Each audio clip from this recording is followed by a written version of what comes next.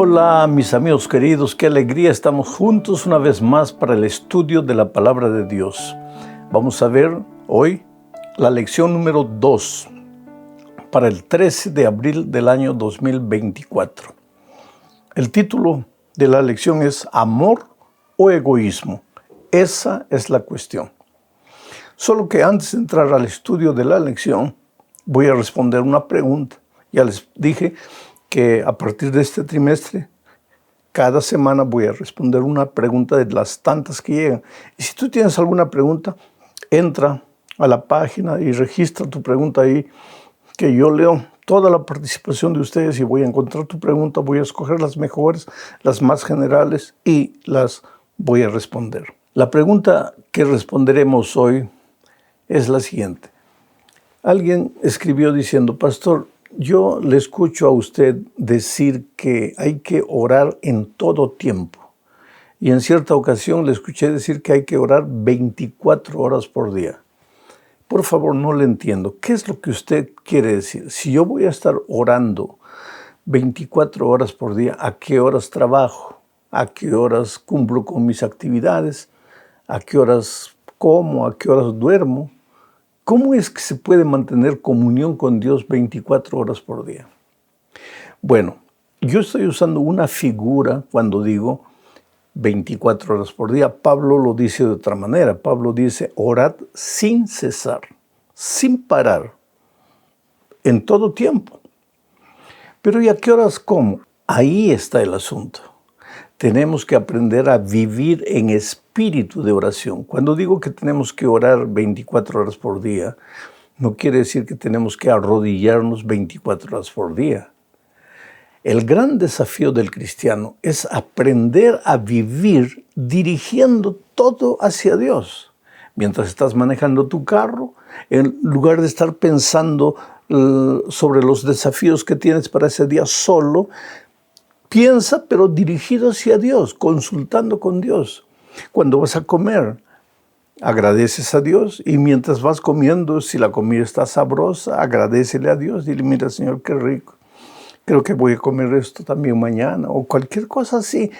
Pero cuando entres al campo de fútbol, cuando vayas al mall a hacer compras, hagas lo que hagas, aprende a mantener comunión permanente con Dios. Por ejemplo, has estudiado para el examen de mañana.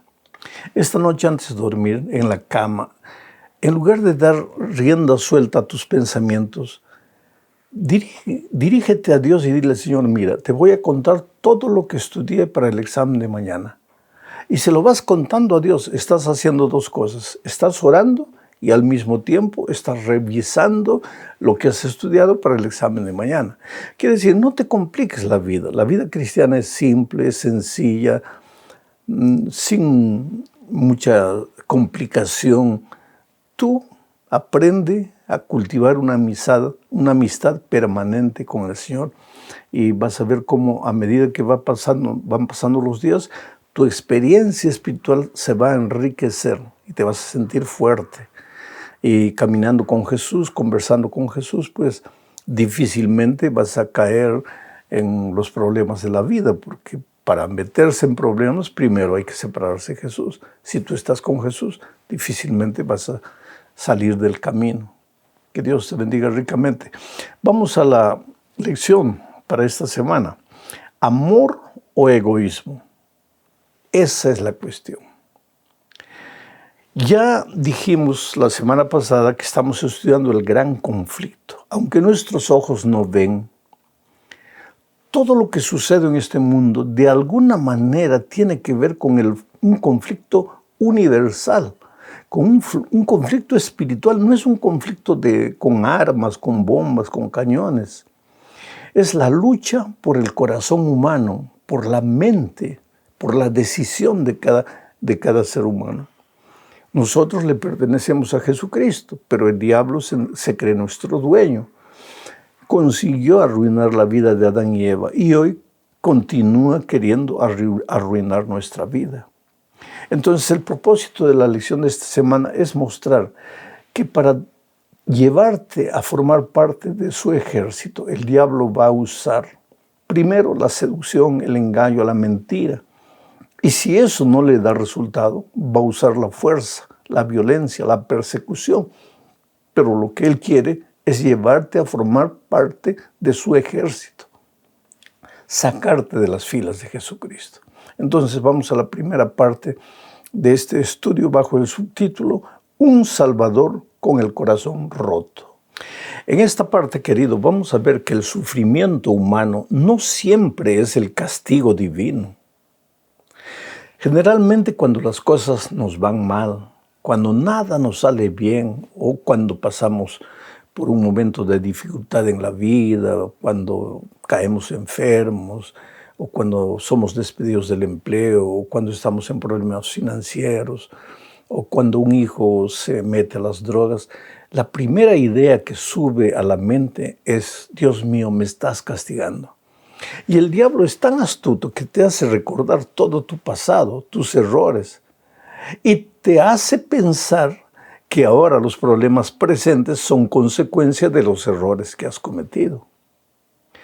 En la Biblia encontramos que muchas veces Dios interviene directamente en los juicios que caen a la tierra. Por ejemplo, cuando Sodoma y Gomorra fueron incendiados, esa fue participación directa de Dios. En el diluvio, participación directa de Dios. Pero no siempre el sufrimiento, la derrota, el fracaso es consecuencia o es castigo divino. Aunque el diablo quiere que nosotros relacionemos todo lo que nos viene a la vida como consecuencia de nuestro mal comportamiento, como castigo divino. En realidad, lo que tenemos que entender es lo siguiente. Aquí está Dios y aquí está el territorio de la vida. Si no salimos del territorio de la vida, pues todo nos va a ir bien. ¿Por qué? Porque Jesús es la fuente de la vida, la fuente de la paz, la fuente de la felicidad. Estamos en el territorio de la felicidad, de la paz, de la vida. Pero cuando nos salimos del territorio de la felicidad, en otras palabras, cuando abandonamos al Señor Jesucristo, ya de manera natural nos introducimos al territorio de la desgracia, de la tragedia, de la muerte, de la enfermedad, de la miseria de la vida. Ahora, eso no quiere decir que aunque tú estés en el territorio de Jesucristo, no vas a tener dificultades, porque el diablo, pues, ya que vivimos en esta tierra, el diablo muchas veces nos manda dificultades para mostrarnos, entre comillas, en la opinión de él, que ¿para qué vale la pena estar en el territorio de la vida si estás sufriendo? Entonces salte. Lo que el diablo quiere es sacarnos. Pero Dios es un Dios amoroso. El Señor Jesucristo te ama y te suplica: hijo, no te vayas, no salgas de mi territorio, porque te vas a introducir al territorio de la muerte. Y Jesús le dijo eso a su pueblo cuando él estaba vivo de muchas maneras. Mira, voy a leer Mateo capítulo 23, versículos 37 y 38. Dice así: Jerusalén, Jerusalén, que matas a los profetas y apedreas a los que te son enviados. ¿Cuántas veces quise juntar a tus hijos como la gallina junta a sus polluelos debajo de las alas y no quisiste? He aquí vuestra casa es dejada desierta. Piensa bien en estas palabras del Señor. San Juan dice: a los suyos vino y los suyos no le recibieron. Él vino para el pueblo judío. Él era el Mesías redentor, pero el pueblo de Israel esperaba un Mesías guerrero que derrotase al ejército de Roma. Pero Jesús había venido como el redentor espiritual, porque los verdaderos problemas no son las opresiones físicas, sino la opresión espiritual que el pecado nos provoca. Pero ellos no lo recibieron. Jesús les habló, les llamó una vez, otra vez, a través de milagros, a través de predicaciones vivas. Jesús apeló al corazón. Nunca entendieron que Jesús los llamaba. Cada vez más se ponían rebeldes, tercos, no querían entender. Entonces, ya bien cerca, antes de su crucifixión, porque este incidente sucedió en la semana previa a la crucifixión. Entonces el Señor Jesucristo, la sierva de Dios, dice que desde las alturas de Jerusalén, Él en lágrimas dijo: Jerusalén, Jerusalén, que matas a los profetas, que no aceptas el mensaje, que rechazas el mensaje. ¿Cuántas veces quise juntar a tus hijos como la gallina junta a sus polluelos debajo de sus alas? Mira la figura linda. Jesús quiere traerte a sus brazos, quiere juntar a sus hijos como la gallina a sus polluelos debajo de las alas. Y Jesús dice: y no quisiste. Ahora, ya que no quisiste, he aquí pues vuestra casa será dejada desierta. Y efectivamente, queridos, el año 70, cuando el ejército romano destruyó el templo, destruyó la ciudad, hubo incendio, mucha gente fue perseguida, fue muerta. Ellos entendieron. Y seguramente lo que pensaron: Dios nos está castigando. Dios no les estaba castigando. Ellos estaban sufriendo la consecuencia de rechazar el mensaje divino. Ellos estaban sufriendo la consecuencia de sus decisiones equivocadas. A los suyos vino y ellos no lo recibieron. Ahora sufrieron las consecuencias por decisión exclusiva de ellos. Segunda parte de la lección: cristianos salvaguardados providencialmente. Esta es la promesa de Dios. Que aun cuando el enemigo en esta tierra te persiga y quiera provocarte dolor, si tú estás en Cristo, serás guardado providencialmente por Él. Aunque muchas veces el dolor es fruto de nuestras decisiones equivocadas, ya que peregrinamos en el desierto de esta vida, pues muchas veces sufriremos aún estando con Jesucristo. Porque Jesús nunca nos prometió que en esta vida no tendríamos problemas. Lo que Él nos prometió es que, aunque vengan problemas, Jesús estará con nosotros. Y ahí está toda la diferencia. Por eso leo el Salmo 46, versículos 1 al 3. Dice así: Dios es nuestro amparo y fortaleza, nuestro pronto auxilio en las tribulaciones.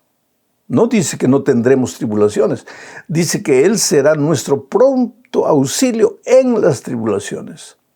Por tanto, mira la conclusión del salmista: no temeremos, aunque la tierra sea removida y se traspasen los montes al corazón del mar, aunque bramen y se turben las aguas. Mira el cuadro: la tierra removida, las montañas cayendo al mar.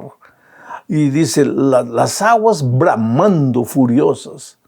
Pero tú no tendrás miedo. ¿Por qué? Porque tú estás protegido por el Señor Jesucristo.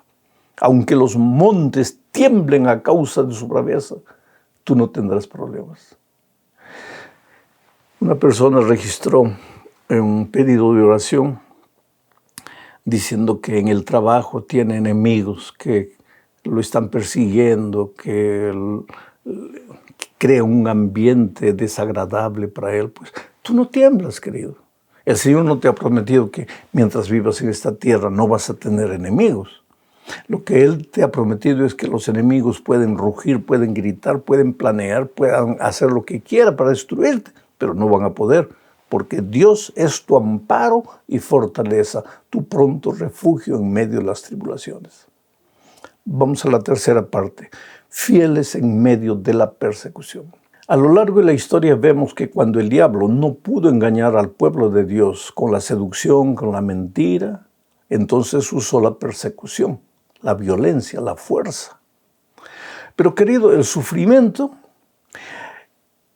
te aprisiona en la cárcel de tus temores o te da alas para volar alto. Eso va a depender de tu actitud frente al sufrimiento.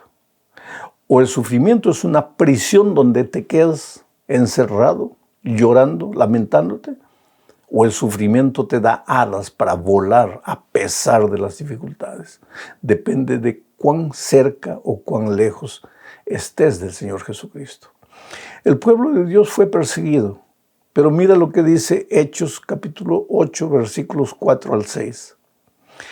Pero los que fueron esparcidos, perseguidos, iban por todas partes anunciando el Evangelio. No dice que iban por todas partes llorando, lamentándose, ay, ¿por qué Dios me ha abandonado? ¿Dónde está Dios? No, sino que iban por todas partes como consecuencia de la persecución, pero anunciando el Evangelio. Entonces Felipe, descendiendo a la ciudad de Samaria, les predicaba a Cristo. Y la gente unánime escuchaba atentamente las cosas que decía Felipe, oyendo y viendo las señales que hacía.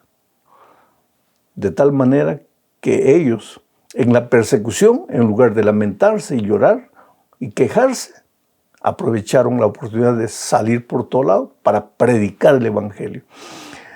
Y Pablo, escribiendo a los colosenses, él pensaba que el Evangelio ya había sido predicado a todo el mundo, por lo menos a todo el mundo de los días de él, que era menor que el mundo hoy, porque las Américas, por ejemplo, no habían sido descubiertas todavía.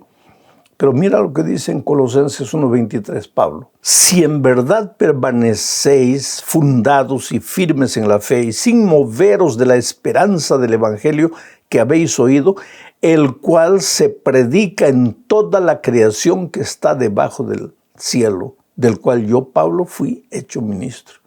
¿Te das cuenta? En la opinión de Pablo, él pensaba que el Evangelio ya había sido predicado en todo el mundo, en el mundo de sus días. ¿Y como consecuencia de qué? De la persecución.